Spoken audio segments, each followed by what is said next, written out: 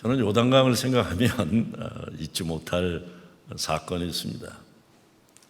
한 30여 년 전에 7월 4일 독립기념일이라서 연휴에 이제 집에서 신나게 쉬고 있는데 병원에서 전화가 왔어요.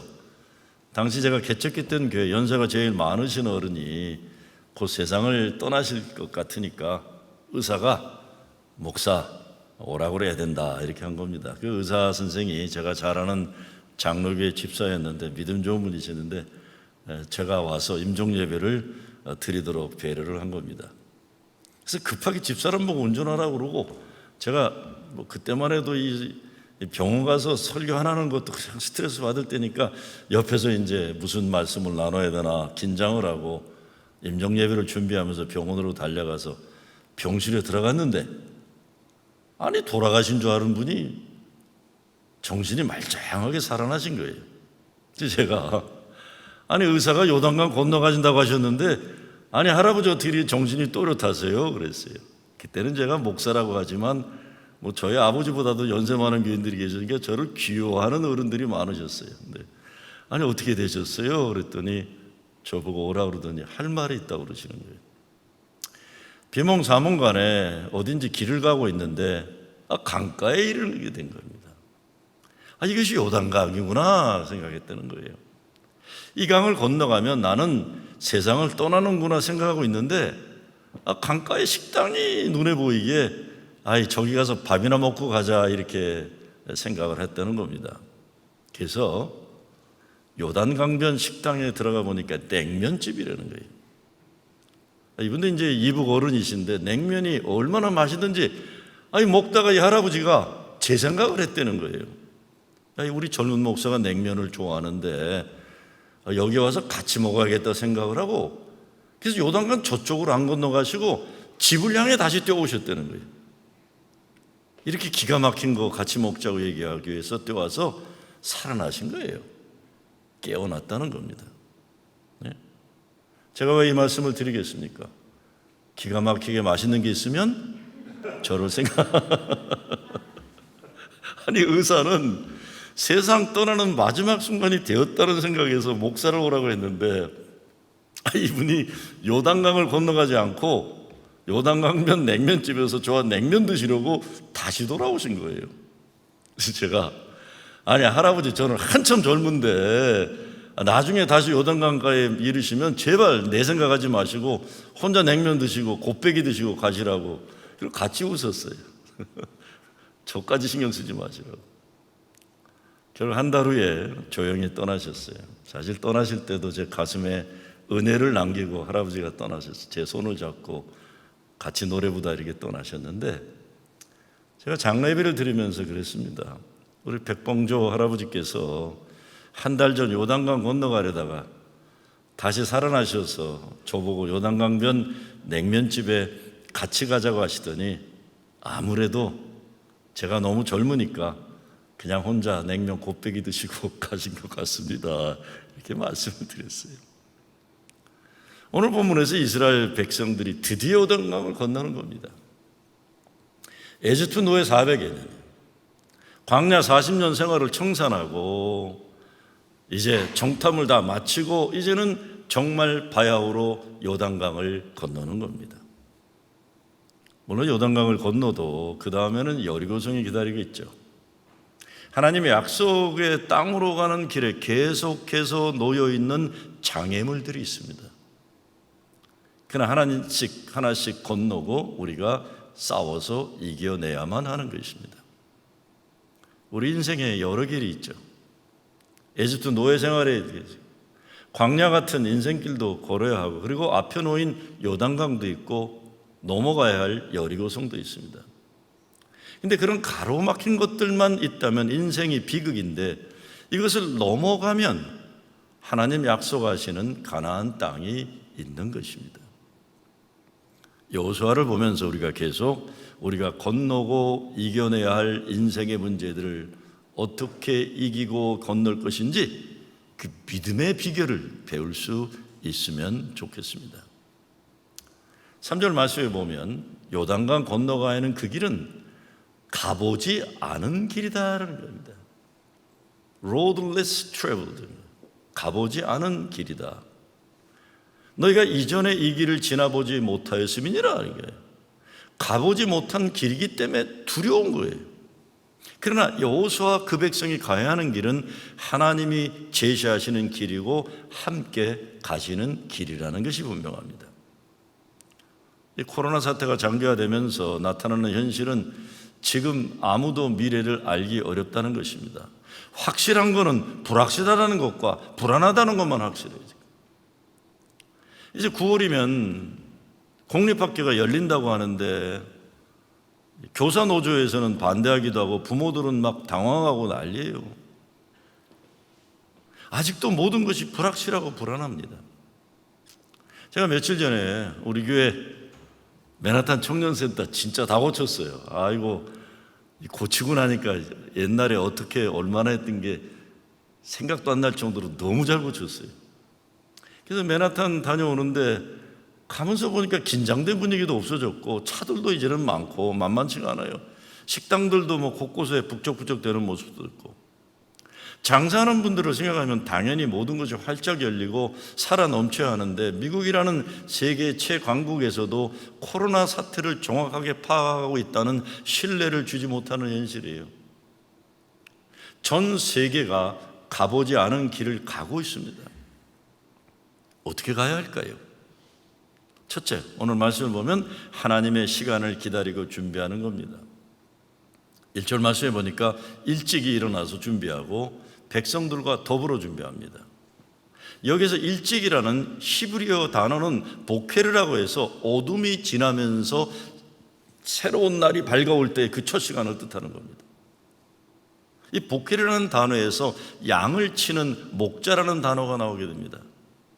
그러니까 목자는 새벽을 지키는 사람 또는 새벽을 소유하는 사람, 이런 의미가 있어요. 양을 돌보기 위해 밝아오는 새벽의 첫 시간을 하나님과 함께 공유하는 사람이 있는 것입니다. 아무리 어둠이 깊어도 새벽은 반드시 오는 것입니다. 어렵고 힘든 현실일수록 새벽을 기다리고 새벽에 일어나 준비하라는 것입니다. 걱정하면서 손가락 빨고 있으면 안 되고 새벽에 준비하는 거예요. 어떤 삶의 현실에서도 새벽에 온다는 것을 믿고 준비하는 것입니다. 어떻게 보면 대단한 게 아니라고 생각할 수 있겠지만 이번 주간에 참 고마운 일이 있었습니다. 여러분 잘 아시는 대로 지난 4개월간 토요일에 어려운 이웃 돕기 급식 프로그램을 한 것, 코로나 사태가 심각해지면서 우리 동네 주변에 식생활에 문제가 있다는 이야기를 듣고 나서 급하게 시작했어요.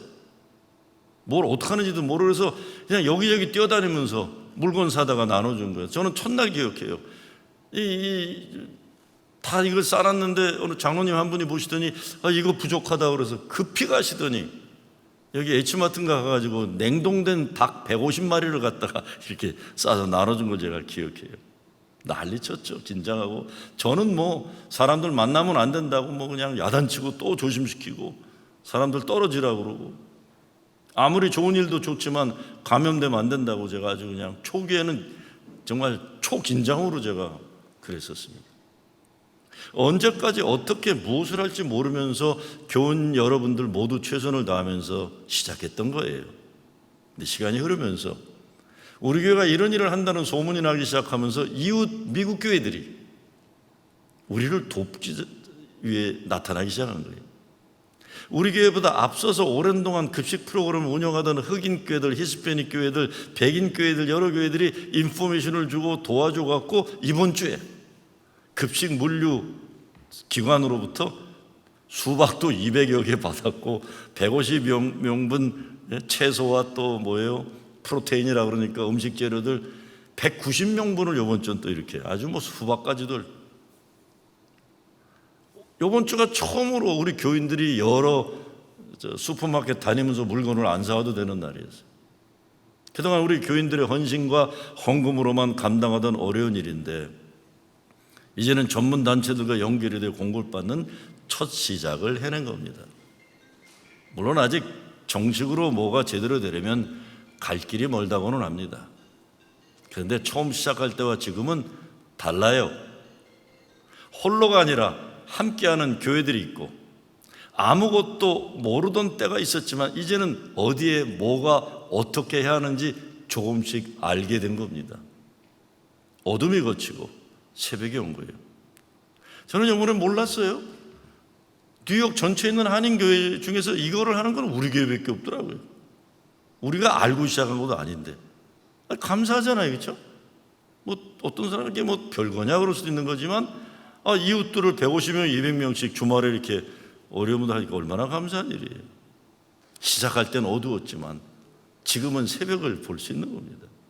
근데 2절 말씀에 보면 사흘 후에라고 또 되어 있어요. 이게 사람을 아주 죽이는 거예요. 속상하게 만드는 거예요. 이제 모든 조건이 다 갖추어져서 새벽부터 준비를 하는데 신속하게 요단강을 건너야 하는데 사흘 후에라는 것은 요단강을 건너야 하는데 건널 수가 없어서 기다리고 있다는 겁니다. 우리 인생길 지체되는 현실이에요. 일찍 일어나서 준비했는데 이제 건너야 하는데 사람 뜻대로 되지가 않는 것입니다. 이렇게 되면 불평하잖아요, 사람들이. 지도자들은 당황해하거나 서로 책임을 전가하느라고 바쁠 수 있는데 그러지를 않아요. 여호수아가 분명하게 갈 바를 제시합니다. 언약궤를 보고 뒤를 따르라는 거예요. 언약궤는 지난 이스라엘 광야 역사 하나님 임재의 증표입니다. 그 속에는 만나 항아리가 담겨있고 깨진 십계명 돌판이 담겨져 있고 아론의 쌍난 지팡이가 있는 거예요. 매일매일 일용할 양식을 먹여주신 증표가 있어요. 하나님 약속을 지키지 못하고 금송아지 만들어가지고 우상 숭배하던 사람들이 멸망했던 그 증표가 담겨져 있어요. 아론의 지팡이는 모세의 영적 리더십을 의심하고 함부로 무시하려다가 벌받은 증표가 담겨 있어요. 광야 40년 지나 이제 요단강 건너야 하는데 강물이 얼마나 빨리 흐르는지 감당하기 어려워져서 지체하는 시간 동안 기죽거나 좌절하지 않고 언약궤를 중심으로 모이고 언약궤를 바라보고만 걸으라는 명령을 주는 겁니다. 언약궤는요, 하나님의 임재, God with us, 임마누엘의 증거예요. 신약에서 하나님 함께 하신다는 선언의 증표, 임마누엘은 예수 그리스도이십니다. 그래서 히브리서 12장 2절에 보면 믿음의 주요 또 온전하게 하시는 이인 예수를 바라보자 이렇게 합니다. 예수만 바라보는. 이렇게 언약궤를 바라보고 요단강을 건너야 하는데 예수만 바라보고 가야 하는데 이를 위해서 여호수아는 이제 선교를 요구합니다. 1절 말씀을 보면 아침에 일찍 일어나서 이스라엘과 더불어 시딤에서 떠나 요단에 이르러서는 이라고 되어 있어요. 시딤은 이스라엘 백성들이 광야에 있을 때 모압 여인들과 음행을 저질러 하나님의 진노를 받은 겁니다. 왜? 광야를 같이 지나온 부인들은 이 햇빛에 그을리고 고생을 해서 얼굴이 구리피처럼 타고 머리도 파마 안 해가지고 그냥 뭐가 이게 사자머리처럼 하고 같이 광야를 가는데 이 모압 여자들 보니까 허옇게 화장을 하고 냄새가 좋으니까 이게 24,000명이 죽잖아요, 남자들이. 그 땅이에요, 그 땅. 그 땅을 떠나라는 겁니다. 시딤은 이스라엘 공동체의 과거 가운데 괴로운 기억이에요. 지워버리고 싶은 과거예요. 요단강을 건너기 전에 이 시딤을 떠나야 하는 것입니다. 요단이란 단어가 내려놓다는 뜻을 가지고 있어요.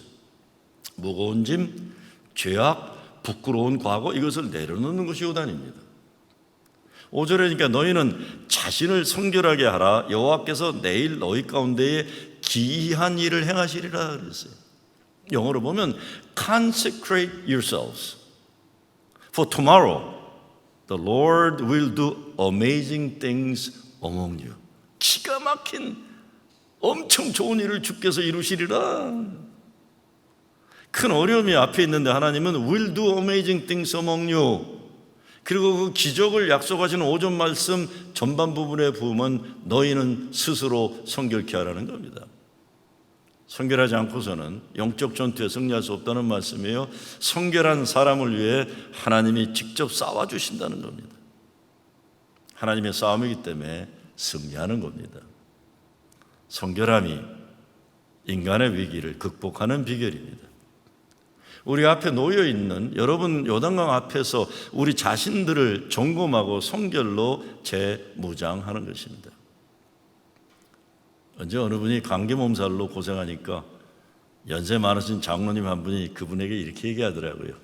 그냥 며칠 굶고 푹 자면 돼요. 그러니 아무것도 먹지 말고 잠자고 일어나라. 그래서 하시는 말씀이 짐승들이 병에 걸리면 제일 먼저 굶는 것이 그래야 살 수 있기 때문입니다. 위를 비우고 몸속에 있는 나쁜 도끼를 다 뽑아내야 살 수 있는 것입니다. 이게 성결이란 건 이제 내 인생 하나님을 우선으로 살겠다는 결단이 그리고 실천이에요. 성결이 우선되지 않고서는 그 백성들은 하나님의 축복마저도 저주로 만들 수 있는 위험이 있는 백성들입니다. 하나님의 것으로 내 삶을 채운다는 것은 세상에 버려야 할 것들을 버려야 한다는 것입니다. 사람이 이겨내야 하는 문제를 종합해서 성경은 육신의 정욕이요 안목의 정욕이요 이생의 자랑이라고 했어요. 이런 것 이긴다는 것 절대 쉬운 일이 아닙니다. 코로나 사태로 사람들이 가장 많이 중독된 것이 인터넷이에요. 셀폰을 들여보느라고 하루 종일 눈과 마음이 그것에 들어가 있어요. 그러니까 눈도 나빠져요. 저 요즘에 간육을 먹는데 눈이 나빠져서 먹는데 왜 눈이 나쁘겠어요? 그냥 셀폰 들여다보는 게 5분 간격으로. 5분만 지나면 셀폰을 열어서 페이스북 들어가고 구글 두드리고 이메일 확인하고 카톡 들어가고 잠시도 거기서 눈과 마음을 놓지 못하는 거예요. 하늘을 보고 하늘나는 새를 보고 들판의 꽃을 보고 바다를 보고 세상 천지 아름다움과 광활함을 보고 주의 영화로우심을 노래해야 하는데 이 작은 셀폰 여기에 몸과 마음이 빠져 있어요. 저도 코로나 사태 이후 가장 많이 노력하는 것이 셀폰 안 보기 운동을 하고 있어요. 셀폰에서 눈을 들어 하나님을 보는 훈련을 하는 것입니다. 두 번째, 강물이 가장 불어난 때에 건너라고 하고 있습니다. 15절 말씀에 보면 요단이 곡식 거두는 시기에는 항상 언덕에 넘치더라. 물이 넘치는 홍수의 때에 건너는 겁니다. 상식적으로는 물이 줄어서 건너기 쉬운 때에 건너하는 건데 홍수의 때에 길을 건너라. 이것은 사람의 능력으로 건너는 것이 아니라 하나님의 말씀의 약속을 믿고 건너는 분명한 깨우침을 주고 있는 겁니다. 내가 했다, 우리가 했다가 아니라 하나님이 열어주셨다, 하나님이 해주셨다를 경험하게 하는 겁니다. 여러분들 인생 돌아보시면 가장 큰 하나님의 은혜를 체험한 때가 언제였습니까? 순탄 대로가 열려있어 모든 것이 내 마음대로 되던 때였습니까? 아닐 겁니다. 인간의 상식으로 어렵고 불가능한 현실을 믿음으로 넘어가면서 체험한 하나님의 기적들이 우리에게 있다는 걸 우리가 기억하실 거예요. 이스라엘 백성들은 이미 모세와 함께 홍해를 건넌 경험이 있습니다. 그리고 지금 요단강을 건너는 거예요. 저도 짧은 인생이라면 할 수 있겠지만 내가 살아온 인생길에서 주저앉아 버릴 수도 있었고 포기하지 않으면 안 될 것 같은 상황들이 수없이 있었습니다. 저보다 더 어려운 역사를 살아온 어른들은 저와 또 비교도 되지 않는 수많은 광야의 길, 수많은 홍해를 건너고 또 건너셨을 거예요. 한번 여러분이 오늘까지 인생 살면서 넘어야 했던 산, 강, 바다 생각해 보시기 바라요. 요단강을 넘어가는데 넘어가기 가장 어려운 홍수가 범람하는 데 넘어가는 거예요. 저는 이스라엘 백성들이 자기들의 역사를 돌이켜보면서 하나님의 도우심이 없었다면 불가능했던 역사를 설명하라고 한다는 것을 오늘 본문에서 볼 수가 있습니다. 자기들만의 힘으로는 도저히 가능하지 않았던 것을 생각한 겁니다. 작은 신앙 체험들을 통해서 담대한 믿음으로 기적을 체험하게 된 것을 증거하는 겁니다. 여러분, 우리 솔직히 얘기해 봅시다. 기적이 아니고 우리가 어떻게 여기서 살고 있습니까? 순간순간마다 기적이 있어요. 여러분 앞에 어떤 요단강에 놓여 있습니까? 하나님 명령을 받은 여호수아가 그 백성들에게 요단강을 건너도록 하는데 물이 넘치는 때에 건너게 하는 거예요. 영어로 God makes no way into highway라는 말이 있어요. God makes no way into highway. 하나님은 막힌 길을 열어서 no way를 대로를 하이웨이를 만드시는 겁니다. 예수님은 누가복음 18장에서 말씀하시기를 무릇 사람이 할 수 없는 것을 하나님은 하실 수 있느니라 말씀하는 겁니다. 우리가 살다 어떤 때 내가 살아가는 것, 살아있는 것, 이 모든 것 하나님 은혜요, 하나님 섭리요, 하나님 기적의 역사라는 생각이 들 때가 얼마나 많습니까?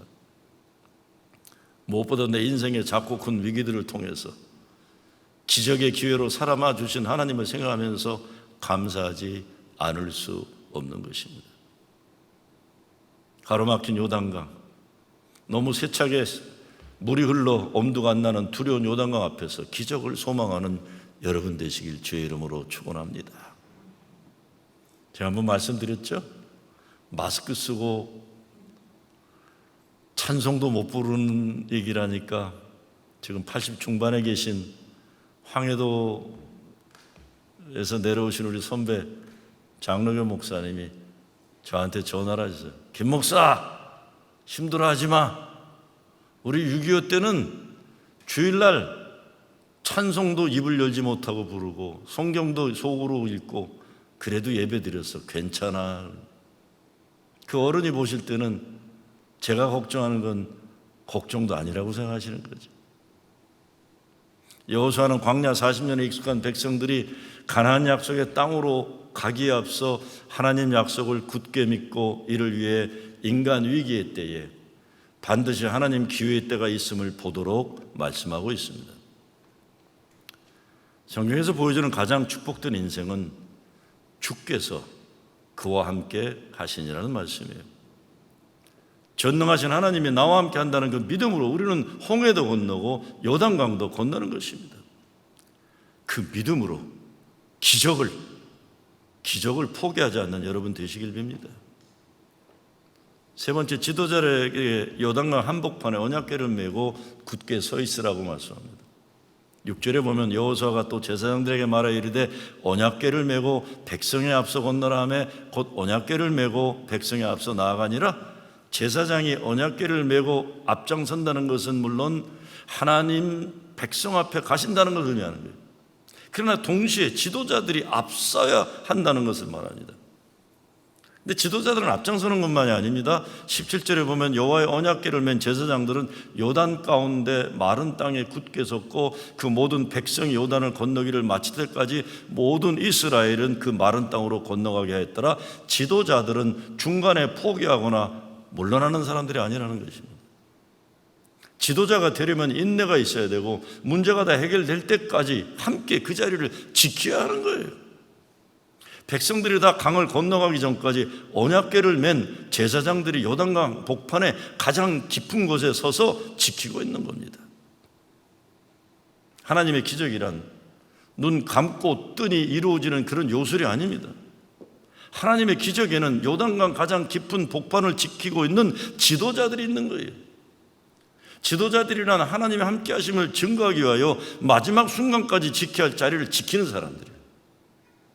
요단강을 건너야 하는 어렵고 시급한 상황에서 함께 하나님의 언약궤를 같이 지고 요단강 한 복판 끝까지 서 있는 사람들이 진정한 지도자들입니다.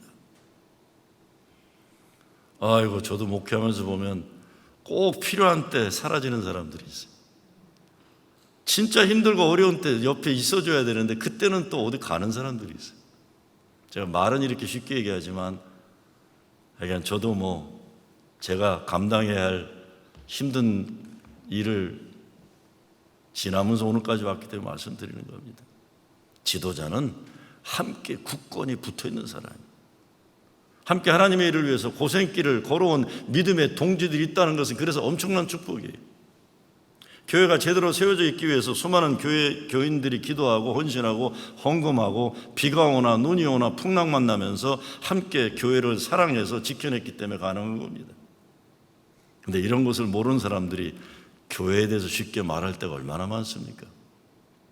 목사들끼리 하는 말 가운데 예배당 건축이 끝나면 교회 떠나야 한다는 거예요. 그 말에는 두 가지 의미가 있습니다. 하나는 예배당 건축이 끝나고 나면 어떤 이유에서건 건축에 대해 트집하고 문제 삼는 사람들이 있어서 문제가 일어나고 또 목사가 아무래도 자기가 건축했다는 것 인정받고 싶어하고 소유권 주장하는 문제를 시시한 것 같아도 인간이 부족하기 때문에 문제가 일어나게 되기 때문입니다. 근데 또 다른 이유는 건축하는데 전혀 도움이 되지 않은 사람들이 건축에 대해 함부로 말할 때 상처를 받는 일이 있어서 그러기도 하는 거예요. 저도 예배당 건축한 다음에 그런 경험을 많이 했습니다.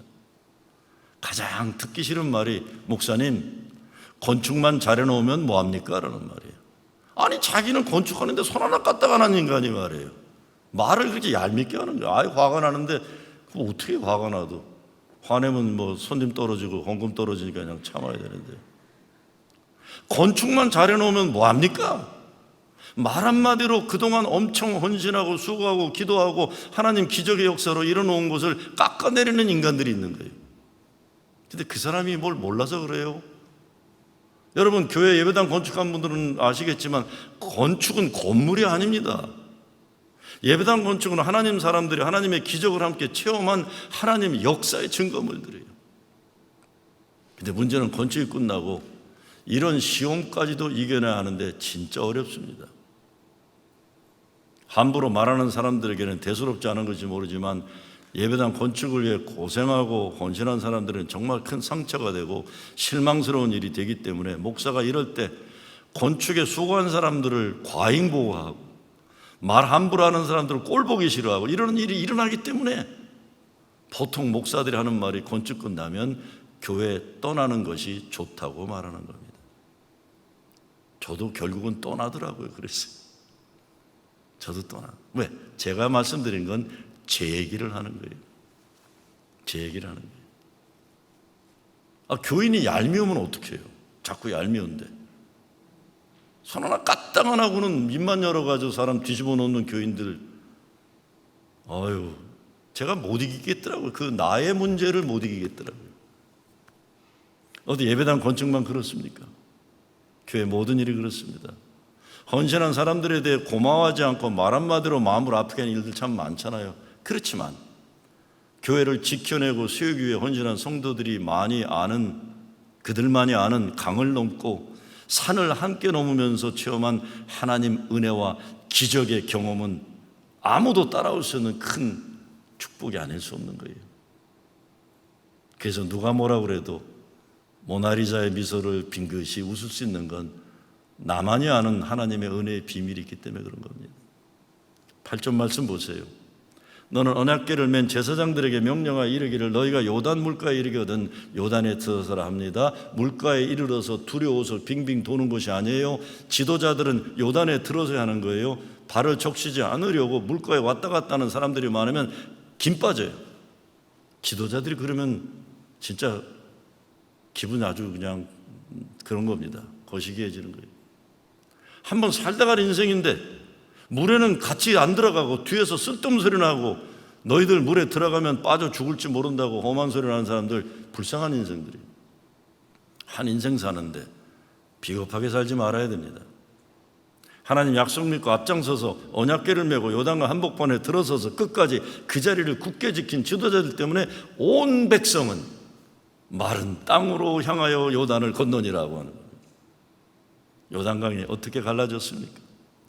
제사장들이 물에 들어갔기 때문일까요? 아니면 제사장들이 들고 있는 언약궤 때문일까요? 요단이나 홍해는 모두 인간의 힘으로 건널 수 없는 기가 막힌 가로막힌 장소예요. 예수 믿는 사람들에게 있어서 하나님의 임재 언약궤는 예수 그리스도입니다. 언약궤가 요단강에 들어가니까 요단 물이 열린 겁니다. 새로운 살 길이 열린 겁니다. 마지막으로 언약궤를 메고 가는 제사장들을 2000 규빗쯤 떨어져서 따라가라고 하고 있어요. 언약궤를 백성들이 바라보고 따라가야 하기 때문에 이것을 영어로 표현해 보자면 Follow the movement of God. 하나님의 영적인 움직임을 바라보고 움직이라는 겁니다. 앞에 가로놓인 두려운 요단강을 바라보지 말고 인생의 길이 어렵고 힘들수록 언약궤를 바라봐야 합니다. 그런데 만약에 사람들이 겁에 질려서 자꾸 언약궤를 메고 가는 제사장들에게 바짝 붙어 따라간다면 가까이 있는 사람들은 몰라도 멀리 있는 사람들은 볼 수가 없어요. 그래서 한 반마일 정도 떨어져서 오라는 거예요. 200만 명이 가는 길이기 때문에 언약궤를 메고 가는 제사장 옆에 사람들이 바짝 붙으면 안 된다는 겁니다. 저는 이것을 목사도 너무 교인들 붙어서 가면 안 된다는 말씀으로 봐요. 일이 크면 클수록 목사는 너무 교인들하고 가까우면 안 돼요.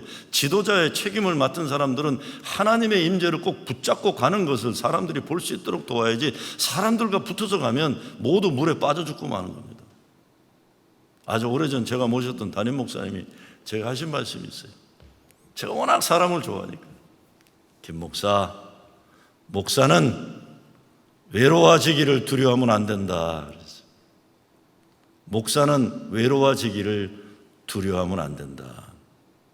지금도 가끔 그 목사님 말씀을 생각해요. 목사가 해야 하는 일은 언약궤를 어깨에 메고 길을 가는 그것이 하는데, 사람들 쳐다보고 사람들 이야기 듣고 하다가 길을 잃어버리고 다 물에 빠져 죽는 거예요. 코로나 사태가 터지면서 제가 코로나 사태와 관계된 글을 여기저기 쓰게 되고 이런저런 모임에서 발표를 하게 되다 보니까 코로나 사태를 어떻게 이겨낼 것인지, 앞으로 어떻게 될 것인지 제가 뭔가 알 것으로 생각하고 질문하는 분들이 많은데, 오늘 요단강을 건너야 하는 이스라엘 백성들에게 명령하는 여호수아를 보면 우리가 해야 하고 할 수 있는 것은 단 하나라는 겁니다. 길이요 진리요 생명 되시는 예수 그리스도만 바라보고 가는 거예요. 교회의 중심에는 하나님 임재의 증표가 있어요. 임마누엘, 하나님 함께 하시는 증표 예수 그리스도, 그분입니다. 여호사는 계속 제사장을 보고 따르라고 명합니다. 따라가야 합니다. 그러나 이것이 제사장을 보라는 말일까요? 아니죠. 제사장이 메고 가는 하나님이 광야 40년 함께 하셨던 임재의 증표 언약궤를 보라는 겁니다. 우리 앞에 엄청난 장애물이 있습니다. 광야와 같이 오직 하나님 말씀 붙잡고 광야를 건너야지만, 코로나 사태가 진정이 된다고 해도 회복의 기간이 무척이나 어려울 겁니다. 우리는 오직 믿음으로 광야를 걷고 요단강을 건널 뿐입니다. 인생의 위기의 때를 맞이해서 두려움에 떨지 말고 하나님 기적의 기회를 믿으시기 바랍니다. 성결함으로 무장하고 지도자들은 언약궤를 함께 메고 요단강 한복판에 굳게 그 자리를 지켜야 돼요. 여러분의 가정에서, 교회에서, 바라기는 우리가 사는 이 땅, 미국도, 우리 조국에도 이런 지도자들이 우뚝 서서 온 백성을 무사하게 가나안 땅으로 들어가는 기적의 역사가 일어나기를 주의 이름으로 축원합니다.